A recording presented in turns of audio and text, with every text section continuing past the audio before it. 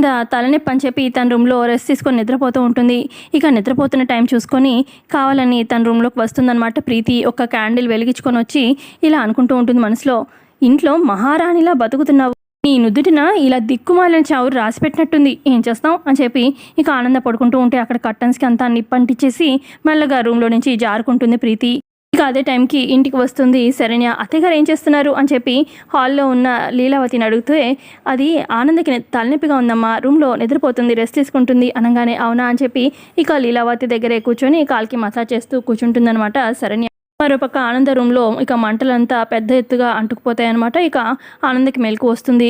ఇటుపక్క ఇక ఫుల్గా మంటలు వచ్చేసరికి ఇక ఇంట్లో అంతా అలారం మోగుతుంది. ఫైర్ అంటే మంటలు వచ్చేసరికి ఇక అలారం మోగితే ఏంటి సౌండ్ అని చెప్పి ఇక శరణ్య, మంటలు కనిపిస్తున్నాయి ఏంటి ఆనంద అత్తయ్య గారి రూమ్ నుంచి అని చెప్పి ఇక డోర్ ఓపెన్ చేసి చూడగానే మంటలంతా వచ్చేస్తూ ఉంటాయి. ఇటుపక్క కూర్చున్న లీలావతి టేబుల్ మీద కాలు మసాజ్ చేస్తూ ఆ టేబుల్ మీద కాలు అలా ఉండిపోతుందన్నమాట. అయ్యో ఆనంద అని చెప్పి కంగారు పడుతూ ఉంటుంది లీలావతి. మరి ఈ దెబ్బతో ఇక మరి ఆనందకి ఏమవుతుందో అని చెప్పి కంగారులో మరి లీలావతి లేచి నడుస్తుందా లేదా చూడాలి.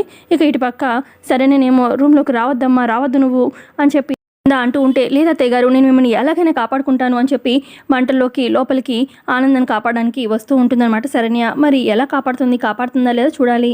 కమింగ్ ఎపిసోడ్లో ఇంకేం జరగబోతుందో తెలుసుకుందాం. వీడియో నచ్చితే లైక్ చేయండి. Thanks for watching.